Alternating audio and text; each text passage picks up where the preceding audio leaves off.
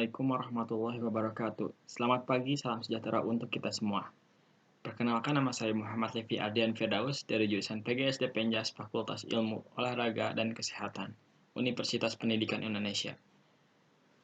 Yang terhormat Bapak Daris Hardianto selaku dosen Bahasa Indonesia, serta saudara-saudara sekalian yang saya banggakan. Dalam kesempatan ini saya akan mempresentasikan sebuah artikel ilmiah yang saya buat dengan berjudul Pentingnya Nutrisi untuk Menjaga Kesehatan dan Perkembangan Tubuh Para Atlet. Adapun yang saya akan bahas kali ini mengenai abstrak, pendahuluan, metode ilmiah, hasil dan pembahasan, serta kesimpulan.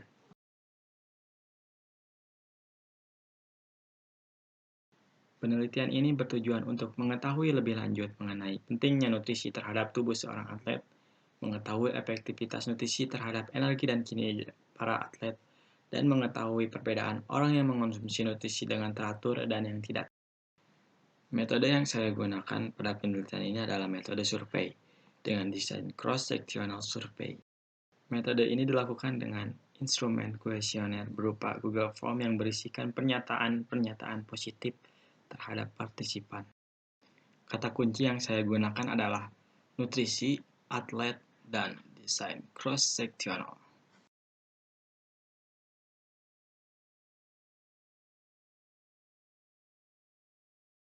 Nutrisi merupakan salah satu faktor yang sangat berperan dalam menjaga kesehatan dan perkembangan tubuh para atlet. Cepat lambatnya proses pembentukan energi dalam tubuh sangat berpengaruh terhadap prestasi seseorang. Atlet merupakan seorang yang memiliki tingkat kebutuhan energi yang lebih dibandingkan orang biasa. Kebutuhan nutrisi bagi atlet sebagai suplemen untuk menghasilkan energi. Sebuah penelitian ini menjadi bukti bahwa fenomena kebutuhan nutrisi bagi atlet sangatlah penting.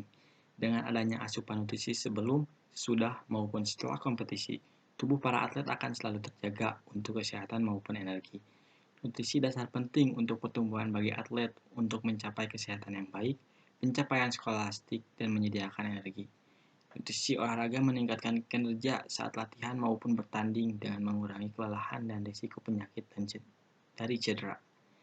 Itu juga memungkinkan atlet untuk mengoptimalkan latihan dan pulih lebih cepat.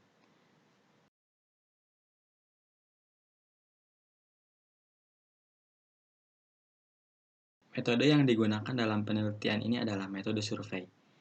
Penelitian survei adalah penelitian yang dilakukan pada populasi besar maupun kecil, tetapi data yang dipelajari adalah data dari sampel yang diambil dan populasi tersebut untuk menemukan kejadian-kejadian relatif, distribusi, dan hubungan-hubungan antar variabel sosiologis maupun psikologis. Yang digunakan dalam metode ini adalah desain cross-sectional survey.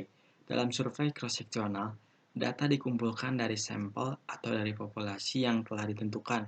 Informasi dikumpulkan dalam satu titik waktu meskipun sebenarnya waktu yang dibutuhkan untuk menyelesaikan mungkin mengambil lebih dari 1 hari atau 1 bulan. Desain cross-sectional tidak efektif jika digunakan untuk meneliti sebuah tren atau perkembangan dari waktu ke waktu dari subjek yang diteliti.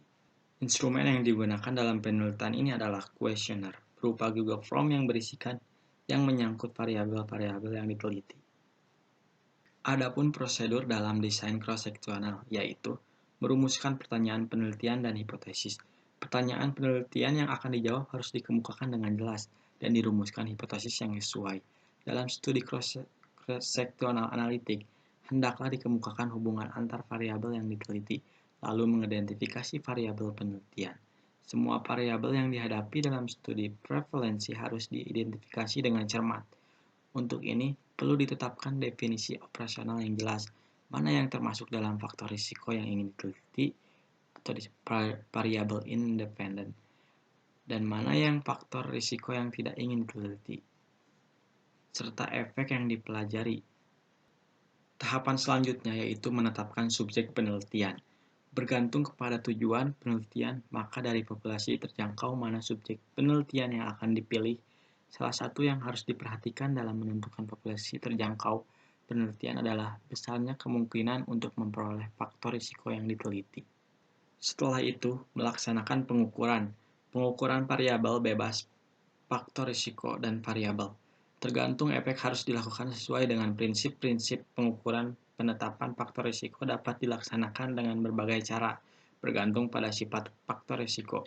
Pengukuran dapat dilakukan dengan kuesioner, catatan medik, uji laboratorium, pemeriksaan fisik, atau prosedur pemeriksaan khusus. Tahapan terakhir yaitu menganalisis data.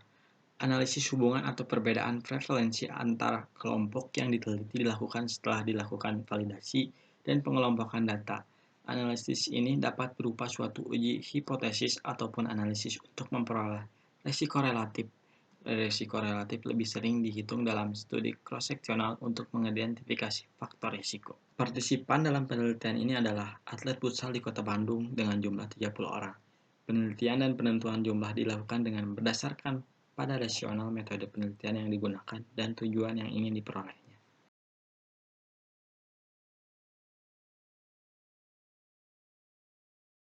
Yang pertama, mengetahui nilai-nilai nutrisi terhadap kesehatan dan perkembangan tubuh atlet. Dengan data yang saya peroleh dari kuesioner berupa Google Form, didukung dengan beberapa teori yang telah dipaparkan, di mana tujuan penelitian ini membuktikan bahwa nutrisi sangat penting bagi kesehatan dan perkembangan tubuh kita. Dengan nilai-nilai yang terkandung di dalam nutrisi tentunya membuat para atlet harus mengonsumsinya. Tidak hanya seorang atlet karena nutrisi mempengaruhi kehidupan makhluk hidup untuk beraktivitas sehari-hari. Selain itu, kita juga perlu mengetahui cara membaca informasi nilai gizi untuk mengatur pola atau takaran asupan nutrisi untuk tubuh kita. Dengan begitu, kebutuhan nutrisi akan memberikan nilai yang optimal. Kedua, mengetahui efektivitas nutrisi terhadap energi dan kinerja seorang atlet. Saya peroleh dari kuesioner, didukung dengan teori yang telah dipaparkan. Tentunya nutrisi memiliki peran yang sangat penting untuk kesehatan semua orang, khususnya seorang atlet di mana mereka dipaksa harus terjaga kesehatannya agar permainan mereka meningkat dan berkembang. Jika seorang atlet mengonsumsi asupan nutrisi dengan baik, maka efektivitas nutrisi tersebut akan menghasilkan energi dan kinerja yang baik, sehingga performa mereka akan terus terjaga.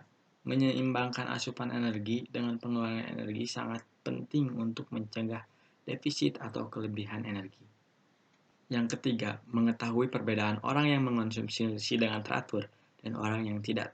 Data yang saya peroleh dari kuesioner didukung dengan teori yang telah dipaparkan. Orang yang mengonsumsi nutrisi dengan baik tentunya akan berbeda tingkat kesehatannya dan perkembangannya.